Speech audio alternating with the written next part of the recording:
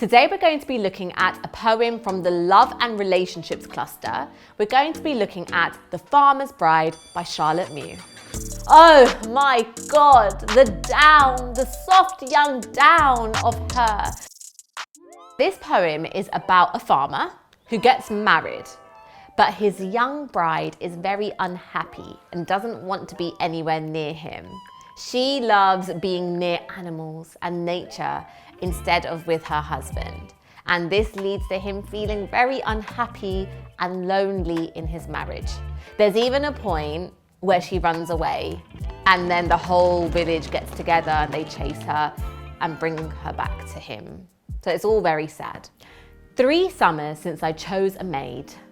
Too young maybe, but more's to do at harvest time than bide and woo. When us was wed, she turned afraid of love and me and all things human.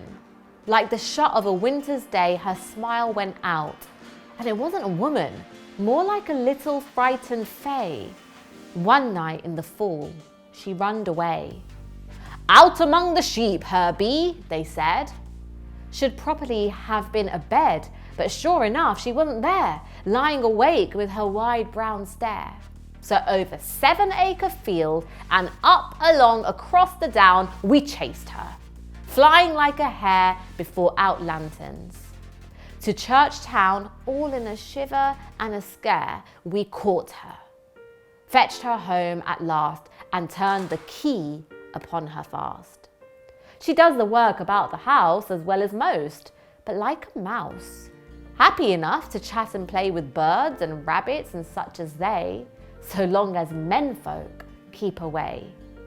Not near, her eyes beseech when one of us comes within reach.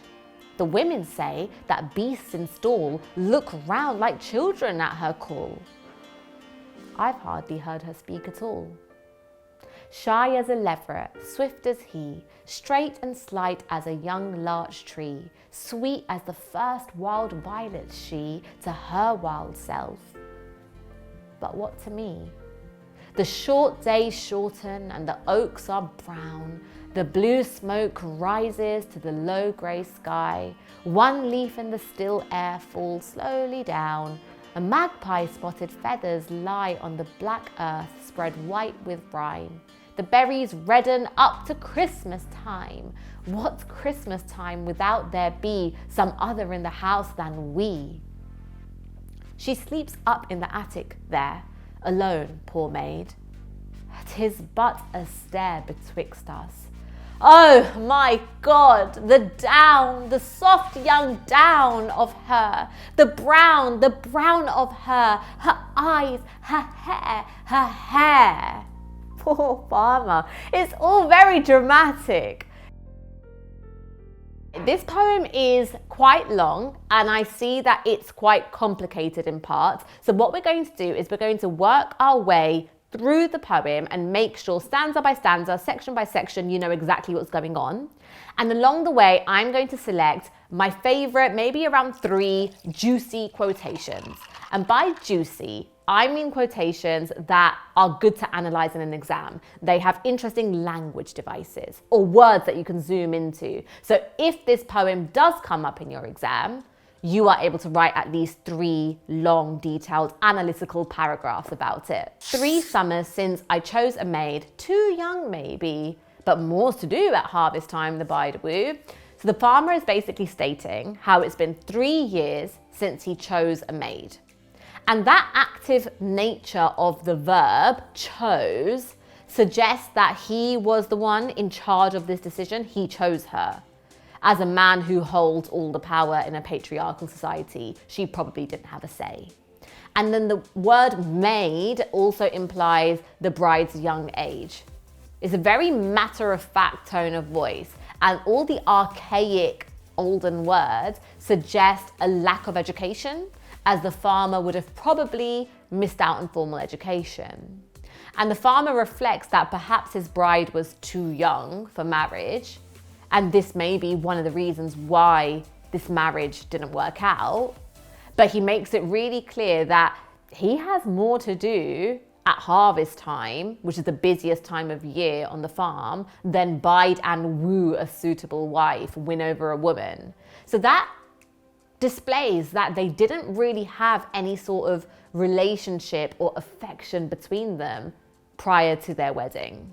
Then it says, when us was wed, she turned afraid of love and me and all things human, like the shot of a winter's day. Oh, sad. I feel sorry for both of them. Let's analyze that quotation. I want you to copy it down. Now for me, I think the best way to make notes is turn your paper sideways.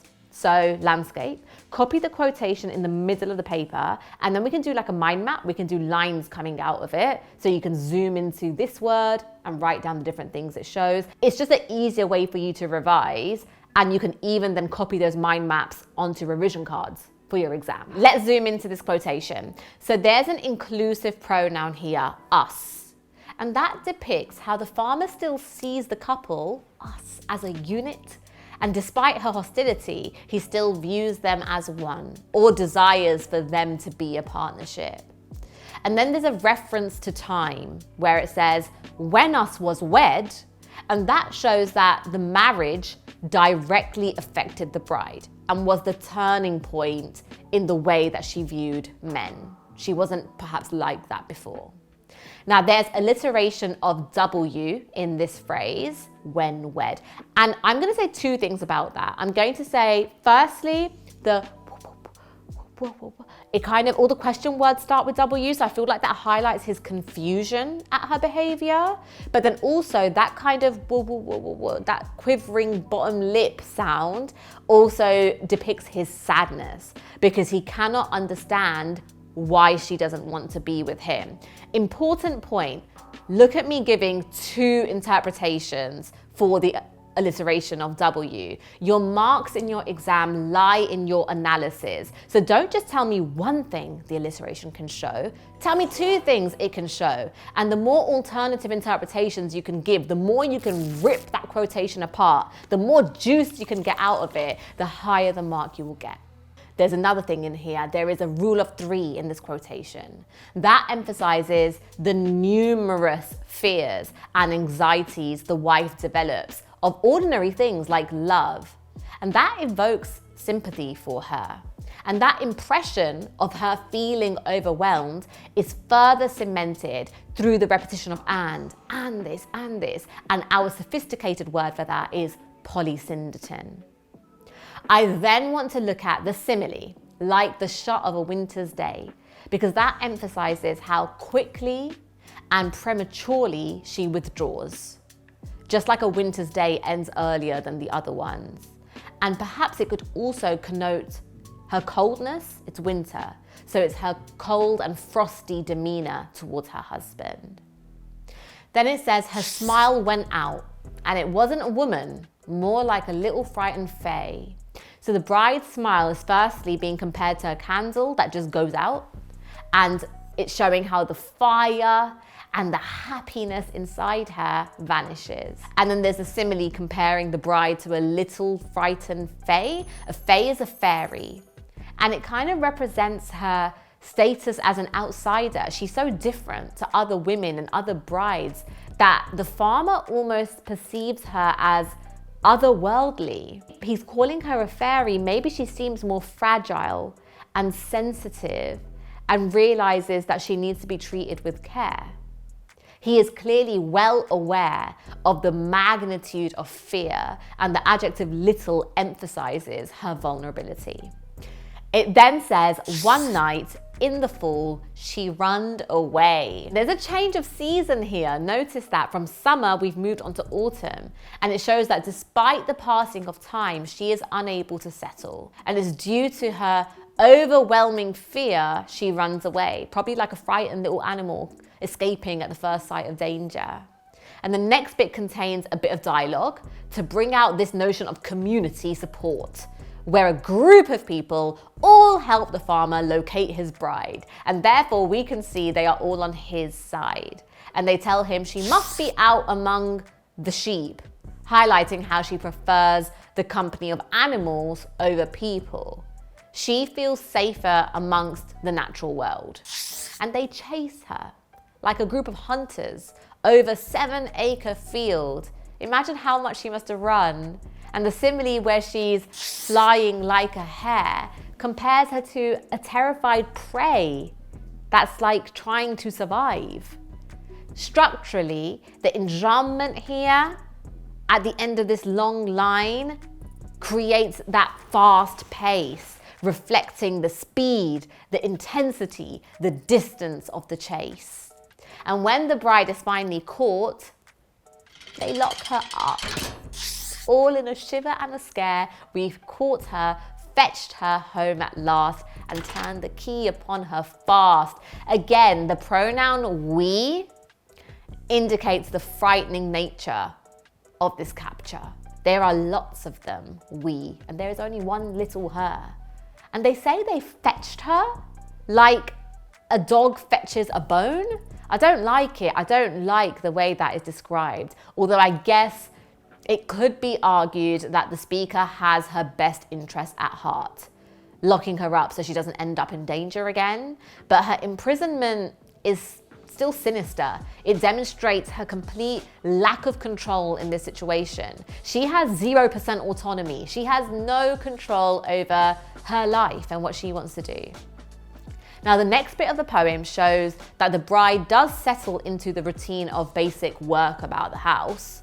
She's happy to chat and play with birds and rabbits as long as men keep away. She just doesn't want a man near her. And then there's dialogue of what the farmer thinks the girl's eyes are saying to him. Not near, not near, her eyes beseech, when one of us comes within reach. The word beseech means plead, and it implies her desperation, like she's begging him to stay away from her and not come close to her. The bride seems like she's almost paralyzed by the fear of men, and that hints maybe at some sort of trauma which remains undisclosed. At the end of this stanza, the speaker gives a further insight into how she is far more comfortable around animals than she is people. It says animals act like children around her, listen to her. The women say that beast and stall look round her like children at her call. I've hardly heard her speak at all. The rhyming here creates a longing in the husband's voice as he juxtaposes her comfort with the animals with her fear of him. He wishes he had that same closeness with her.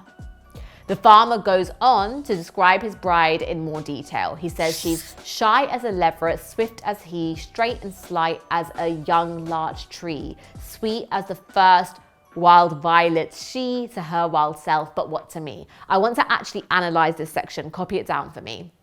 The simile here, comparing the bride to a baby hare, a leveret, reinforces how introverted and vulnerable the bride is. I'm going to call it zoomorphism because a human is being compared to an animal, and that displays her complete lack of understanding of social etiquette and expectations. Like, she doesn't know how brides are meant to behave, or she doesn't care. The simile comparing her appearance to a young larch tree is unusual because it describes her slender, almost unfeminine body. All the descriptions are young, and this inexperience adds to the sense of her being timid and fragile. And the farmer goes on to compare her sweetness to the first wild violet, and that demonstrates his attraction to her. He does find her beautiful, and the references to senses, sweet, shows that he desires for a physical relationship with her. However, he keeps objectifying her, and he's unable to see her as a human. Perhaps that's an effect of patriarchy. The repetition of wild suggests he still thinks she is capable of showing passion, or perhaps he's mourning the fact that she refuses to or cannot conform to traditional gender expectations. She's wild. This leads to his final rhetorical question, but what to me? And there's a huge sense of loss here. What to me? As he realizes that her sweetness her beauty, her youth. It's all pointless. It's all futile, as she will not let him anywhere near her. I can actually go deeper and I can look at that personal pronoun, me, and his desire to be seen is really prominent here. He wants to be visible. So this poem explores how 2 lives have been destroyed through this marriage, not just the bride's. Winter arrives in the next section of the poem with plenty of references such as the short days, the low grey sky, and Christmas time. The continuous passing of time, particularly when Christmas comes, emphasises the farmer's loneliness even more. And then he says, she sleeps up in the attic there, alone poor maid, 'tis but a stair betwixt us. The physical separation is made apparent here because the wife is sleeping in the attic. Let's analyse this quotation. I do like it. Even though both of them are suffering, the adjectives alone and poor reveal the speaker's sympathy for his bride. Even he feels sorry for her. And this quotation has a really mournful tone as he laments the lack of intimacy with his wife. There's sibilance in she sleeps, and that conveys the helplessness that he feels, as well as the lack of communication and quietness, the quietness in between them. Now that attic is a symbol of the furthest point in the house that she can reach away from her husband. So over time, the distance between them has increased. And there's clearly been a power shift because the farmer is now below his wife and she has the power to descend the stairs and be with her husband. The stairs have actually become an important symbol themselves because it's a symbol of the obstacles between them. It's betwixt them. It's in his way. Now, in this context, but means only. He's saying there is only a stair, only one stair between us. But the emotional distance is insurmountable. Their separation structurally is further reinforced through the use of enjambment, which splits that line in 2. And that could also symbolize his broken heart, like the broken line. The inclusive pronoun us, however, shows that despite everything, he still hopes and longs for reconciliation, still wants to be together. At the end of the poem, finally he loses it. He breaks down and he grieves the loss of his marriage. He says, oh my God, the down, the soft young down of her, the brown of her eyes, her hair. There are repeated exclamatives and he imagines her eyes and her hair, and the caesura, those pauses, show his pain and his helplessness. And then we've got the exclamation marks demonstrating his frustration and his passion. He even calls to God to help him because he doesn't know how to overcome the obstacles in his marriage. He doesn't know what he could possibly do to make his wife less scared of him. Do you feel sorry for him? I feel sorry for both of them. If we look at the form of this poem, the poem is written in the form of a dramatic monologue. And it's told from the farmer's perspective. Structurally, it's irregular in stanza length, which suggests that the relationship is not conforming to traditional expectations. And the poem, of course, is really long. So the long length could indicate the long time of suffering that both the husband and the wife are going through. There is your analysis of language and structure. We've got a couple of really juicy quotations. We've got interesting things to say in our examination with multiple interpretations. However, if you are looking for a grade 7 to 9, that's not enough. You've got to explain what was happening during the time the poem was written, or what was happening in the poet's life, and therefore what message is this poem giving? Why did they even write this poem in the first place? Charlotte Mew was a Victorian poet, and she had a really difficult background. Her parents had lots of children, but 3 died young, and 2 experienced mental illness from when they were young. So she was terrified of experiencing the same difficulties, and lots of her poems explore the theme of outcasts and mental health issues. Now, Mew apparently made a pact with one of her sisters to never get married, out of the fear of becoming mentally ill or passing mental illness to her children. This poem was written at a time where issues were beginning to arise about the way in which men possessed women. At the time, the feminist movement was beginning to gain prominence. So in this poem, Mew is expressing her view that women should not have their identities tied to their husband.